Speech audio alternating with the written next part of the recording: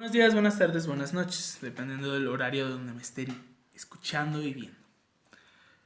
Hoy vamos a hablar sobre un tema medio controversial, el neoliberalismo, de parte de la profesora Guadalupe Martínez, encargada de la materia de historia, con un servidor, Javier Oropesa Guzmán y Manuel Soto López.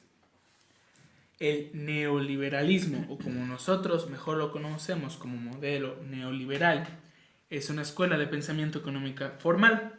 Sus orígenes se basan en la teoría económica clásica, según la cual los mercados deben actuar libremente sin intervención alguna de los gobiernos o cualquier injerencia de otras fuerzas, es decir, el neoliberalismo. Significa que los mercados con sus propias leyes pueden decidir la producción y comercialización de los recursos de un país, asimismo a qué precio deben vender, cuáles son los salarios adecuados para el trabajo. Todo esto lo debe determinar el mercado y el gobierno no tiene que meterse en esos asuntos. Uno de los aspectos que impulsó el desarrollo de esta nueva doctrina fue la necesidad de evitar que se repitiera el declive que tuvo la economía en la década de 1930, conocida como la Gran Depresión. El modelo neoliberal propicia la inversión del capital extranjero.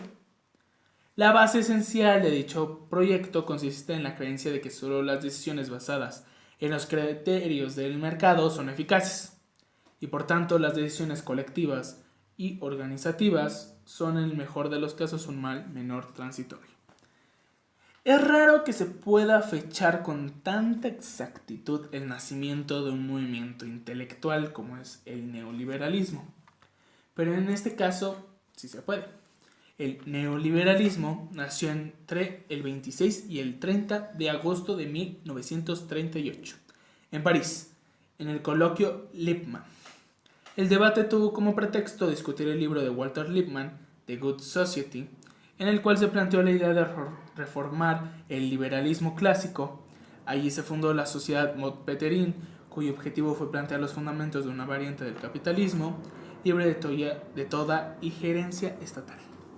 Entre sus asistentes se encontraron Walter Lippmann, obviamente, único representante americano, Louis Baudin, José Castillejo, Friedrich von Hayek, Robert Marjolin, Luis Marlio, Ludwig von Mises y otros intelectuales europeos, que deseaban establecer una nueva doctrina que permitiera el progreso de una sociedad que permanecía bajo la sombra de los regímenes totalitarios. Y en esta primera reunión es cuando surge el nombre de neoliberalismo, a propuesta de Rostow, otro integrante del grupo mencionado. En 1947, von Hayek convocó una reunión en Suiza, a la cual asistieron Karl Popper y Ludwig von Mises, entre otros pensadores de la época. Es en 1966 cuando Ludwig Erhard implementó por primera vez en Alemania Occidental las ideas neoliberales, ayudándole a reconstruir ese país económicamente, etcétera, etcétera. En 1974, luego de la eclosión de la economía de posguerra, los países capitalistas entraron en una profunda estagflación. Durante esta crisis, las ideas neoliberales comenzaron a ganar un espacio, haciéndose sentir en Latinoamérica. En esta región, el primer país en experimentar las políticas neoliberales fue Chile. En 1974, bajo la dictadura de Pinochet, quien enfrentaba una crisis inflacionaria y una escasez de la producción de productos básicos, Para salir de esta grave situación, el gobierno chileno se apoyó en economistas de la llamada Escuela de Chicago. Tomaron como base las ideas planteadas por Milton Friedman. El modelo neoliberal tuvo una fase inicial ortodoxa. Esto trajo como consecuencia una grave crisis cambiaria. Sin embargo, en 1985 se inició una etapa más flexible y diestra, intensificándose la privatización de las empresas del Estado y de los servicios sociales, naciendo así el milagro chileno. Aparte del modelo chileno, el neoliberalismo se traslada hasta los gobiernos de Bolivia. En 1985, el gobierno de Víctor Paz Esteroso estableció el plan neoliberal llamado Nueva Política Económica, con sus siglas NPE. Este plan contemplaba el control de la inflación y varias estrategias para activar el desarrollo económico estancado desde 1981. El presidente sucesor, Jaime Paz Zamora, continuó la nueva política económica, NPE, proponiendo reformas estructurales adicionándoles para profundizarla. Nos vamos hasta Argentina. El gobierno de Carlos Menem constituyó el peronismo en una fuerza económica neoliberal basándose en la economía del libre mercado. En 1991 tuvo que enfrentar un estallido de hiperinflación, poniendo en marcha el plan de convertibilidad y Fujimori en Perú. Inglaterra. Nos vamos a otro continente. Por primera vez, un gobierno europeo puso en práctica este plan económico, con Margaret Thatcher. En 1979, durante su mandato, implantó reformas neoliberales, entre las que estaban la reducción del sector público y de los impuestos y la reforma de estos tipos de cambio. A largo plazo, esto reactivó la economía de Inglaterra, dinamizando al sector productivo. Y un año más tarde, Ronald Reagan, en Estados Unidos, promulgó acciones económicas neoliberales, como recortes de impuestos, desde regulación financiera y expansión del déficit comercial. Estas acciones impactaron en los entornos políticos y militares, creando un gran déficit fiscal.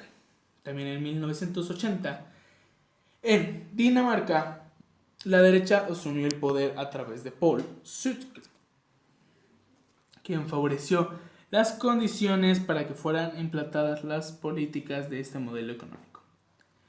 Nos vamos a México.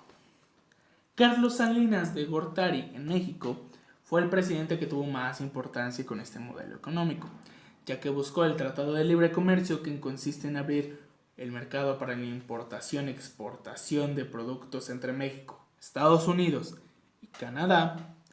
Para el gobierno de Salinas de Gortari, este nuevo concepto se profundizaría más y se establecerían más claramente los principales postulados de la política económica gubernamental. Y es que cabe resaltar que dentro de esta etapa se realizaron algunas reformas constitucionales que impactaron enormemente la naturaleza del Estado. Artículos como el 28 constitucional, 73 constitucional y 123 constitucional, referidos a la reprivatización de la banca, la reforma electoral de la ley de culto y el artículo 27, que abre la posibilidad para que los ejidatarios pudieran vender sus tierras a capitalistas nacionales o extranjeros.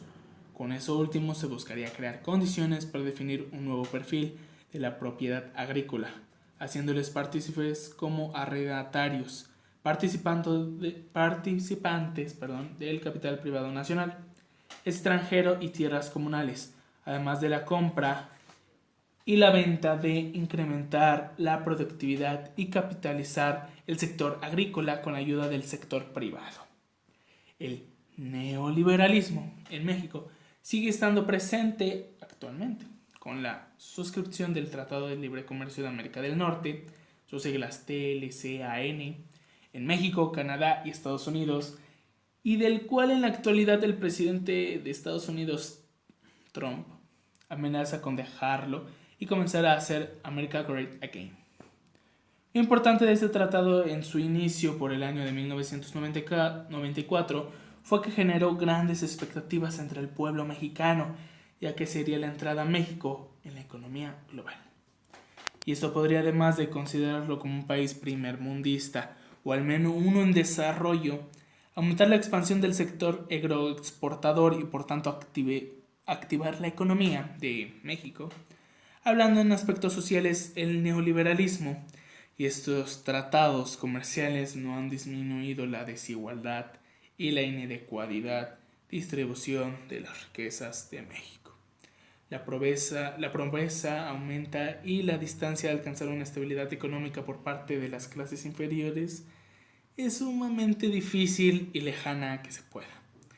En lo internacional, en ámbitos como la seguridad nacional, la política exterior, la política de defensa, la seguridad pública, la educación, las telecomunicaciones, la política laboral, la energía, las reglas electorales, etcétera, quedamos subordinados a las indicaciones del Fondo Monetario Internacional y del Banco Mundial, de la OCDE y de otros organismos supranacionales. Las ventajas de esto son muy pocas y las desventajas son abismales e innumerables, hablando en todos los ámbitos: social, internacionales, económicos y, en mi opinión, el más importante, jurídico.